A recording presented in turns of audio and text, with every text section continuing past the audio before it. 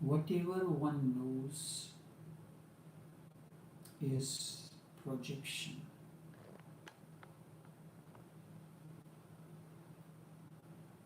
It is like the kind of sheets is covering your vision. There are philosophers like Berkeley, Nagarjuna, Shankar. They all say the world is unreal. They are not talking about, they are talking about the world of your projection. It extends, it exists in your mind.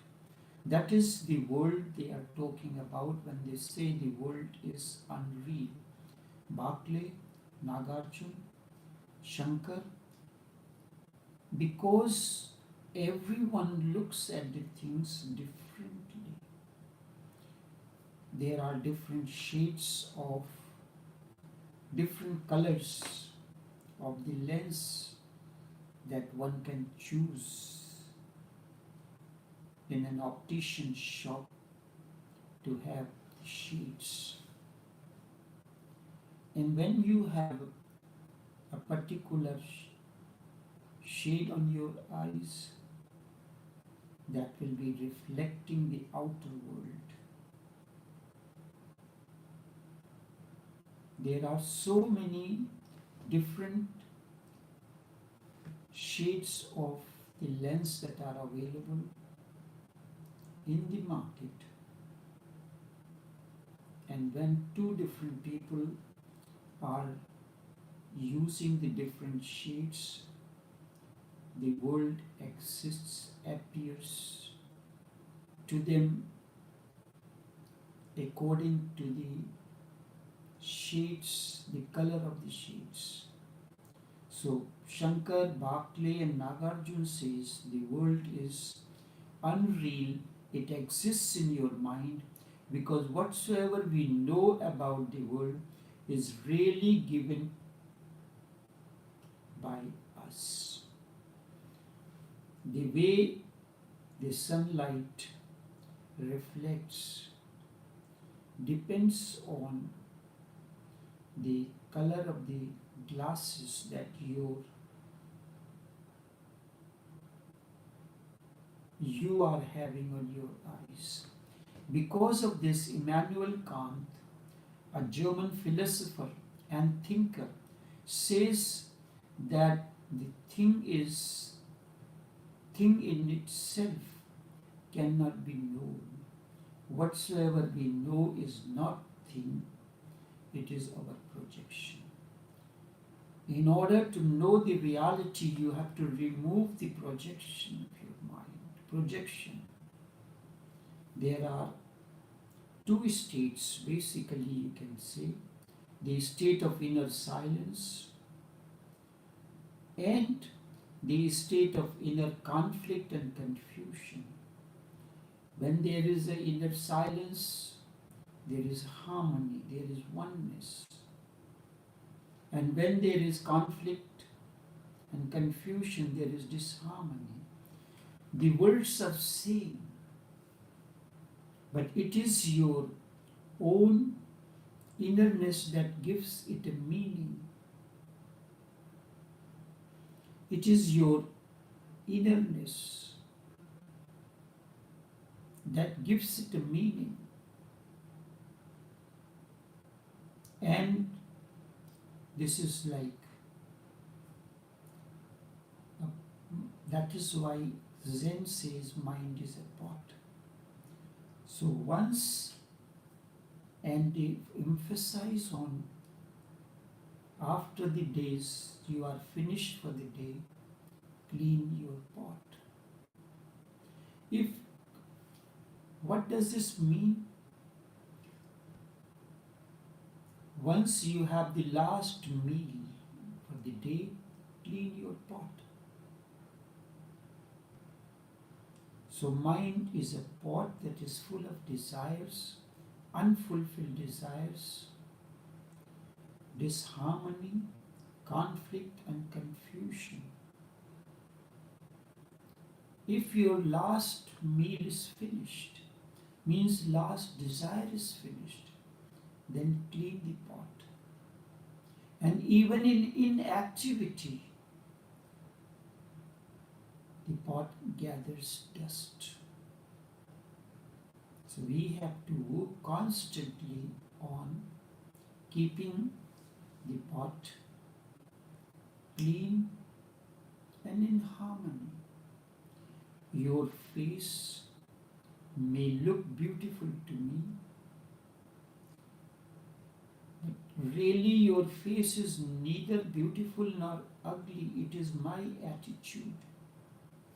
It is I who has made you beautiful or ugly. So in the beginning of a relationship,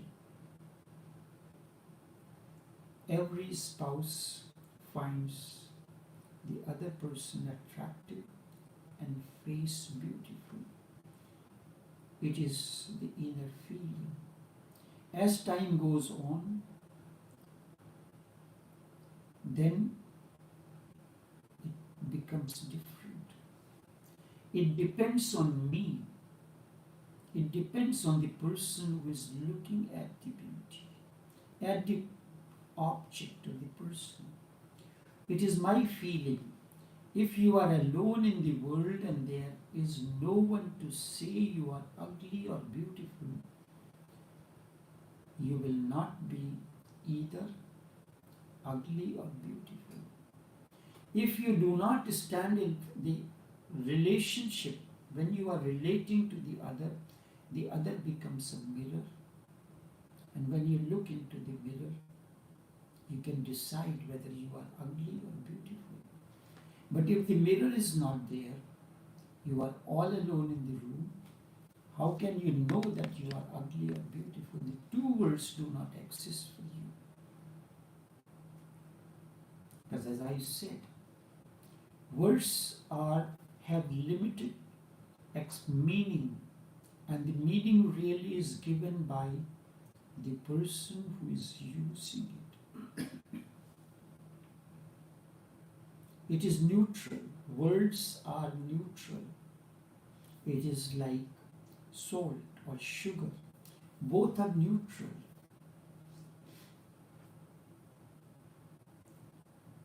It's usage. If you put salt in a vegetarian dish, the salt becomes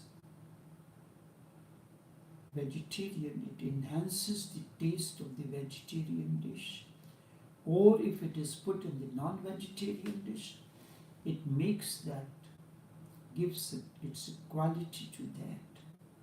Sugar you can add in a tea, in coffee or porridge. So that will be the sweetness of the porridge, the sweetness of the coffee, the sweetness of the tea. Can you say this sugar can only sweeten the coffee or porridge or tea? It is neutral. Where it is used, that it lends its quality and it is identified by that. You can take a piece of cloth, you can convert it into a shirt, you can convert it into a top, or you can use it, if it is practically possible, as a curtain or tablecloth. So the cloth is neutral, it is the basic. It can be used to make a shirt for a thin person, or a size in different sizes. The same piece of cloth is used to make shirts of different size: small, medium, large, extra large. So then this particular piece of cloth which has been converted into a shirt is identified by the size: extra large shirt, a white extra large, white medium size, The same thing, the same cloth is neutral, can be used to make a top for a female. The design will be different, but it is known by its usage. What is the purpose? Such is the situation with the Gurus. If a word is emerging out of harmony, they will have a different quality, different look, as compared to when they are emerging from inner conflict, confusion, and disharmony. But if, as I said, you are all alone, there is no mirror in your room, how would you know that your face is ugly or beautiful? But you have seen your face in the mirror, and so you know it is like this.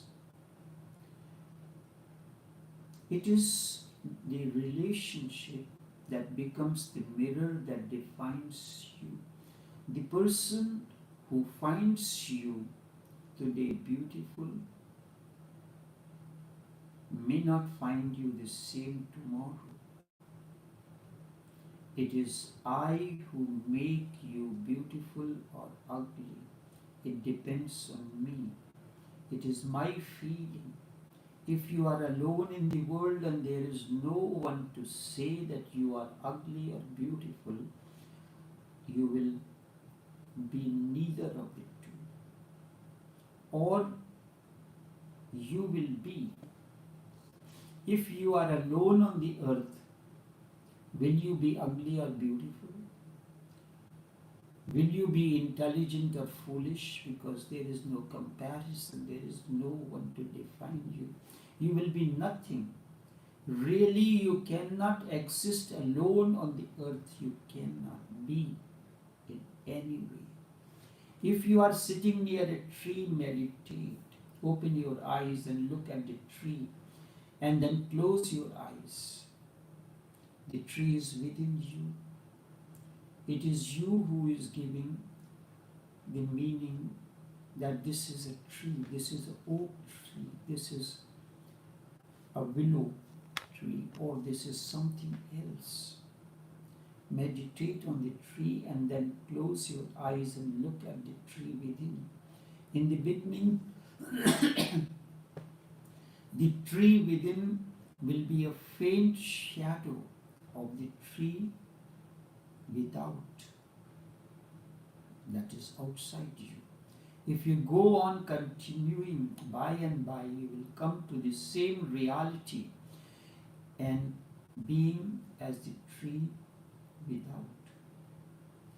And if you continue and persist, which is difficult, a moment comes when the outer tree becomes just a shadow of the inner. So the inner becomes more beautiful, more alive, because now your inner consciousness is the soil for it. The inner consciousness is defining the outer.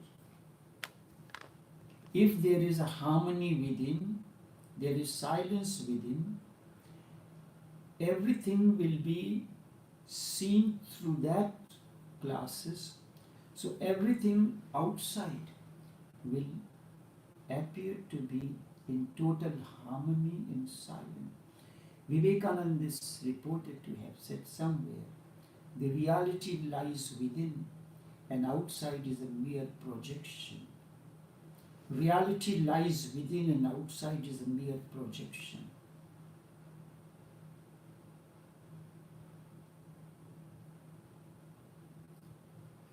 Now it is rooted in the inner consciousness. It is feeling on the consciousness really. It is something rare. Try it. Try to be all inclusive. That is what I mean. Be all inclusive. Let the tree go in and be rooted there. Let the flower go in and allow the flowers within. You cannot believe it because there is no way unless you experience it. First, the experience comes in. Without the experience, whatever I am talking about will appear to be to you a fiction. Concentrate on a bud and a bud of a rose flower. Concentrate on it. Go on concentrating and allow it to be transferred to the inner. And you your when really your inner experience of the bud has become so real that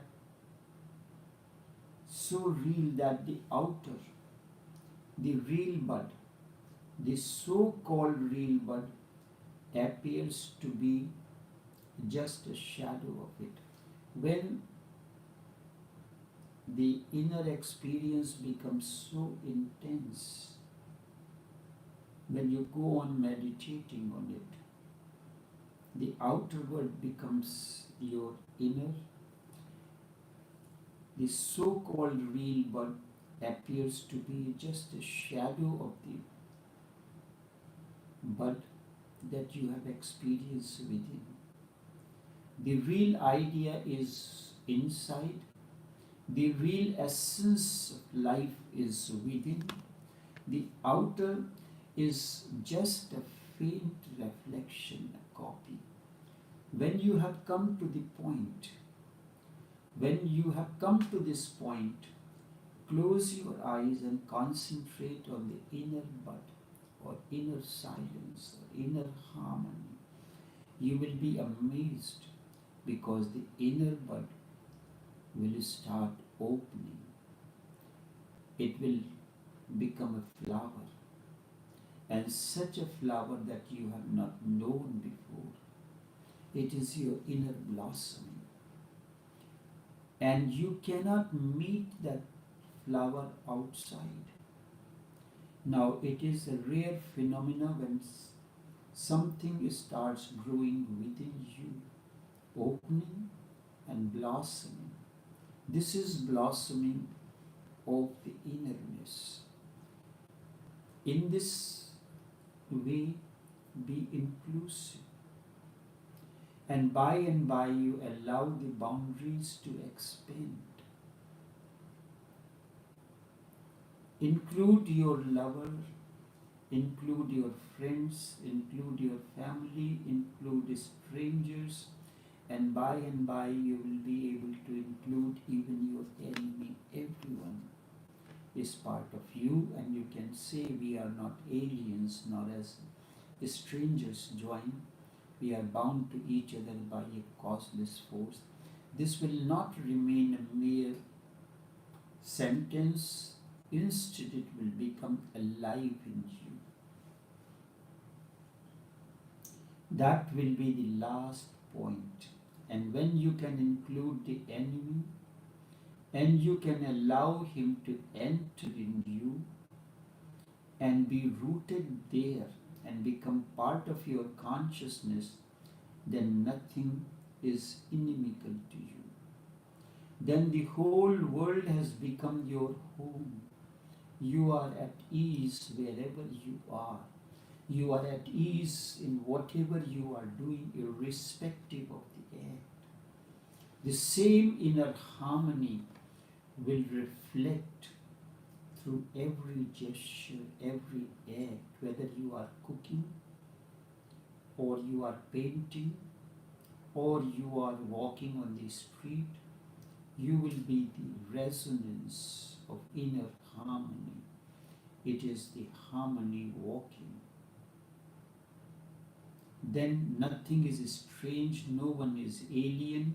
You are at ease with it. Only then you can understand the this world. This sentence, we are not aliens nor as strangers joined. We are bound to each other by a causeless force. There is a power within that knows beyond our knowings. Then, for the first time, you will understand what is that power within that knows beyond your knowings. Be aware, but be aware of the mind that is cunning. Be aware of the mind and its tricks. The mind will always say to you something which you cannot do. And when you cannot do it, the mind will say, these are absurd things. This person is talking rubbish. Leave him. The mind will not set a target which cannot be achieved. Always remember that and don't be a victim of your own mind, but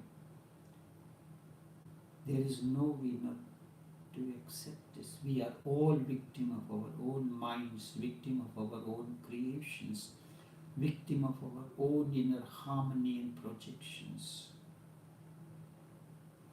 Always start from somewhere which is possible. Don't jump to the impossible. If you can grow in the possible is the only, then if you can start with the possible that within your reach or within that which is near, then you can reach to the far end. In order to reach somewhere, you have to start from the point where you are, the near end. Only then you can reach the other end, the far end.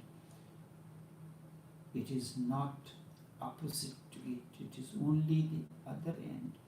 It is the same spectrum. The other end is the same spectrum.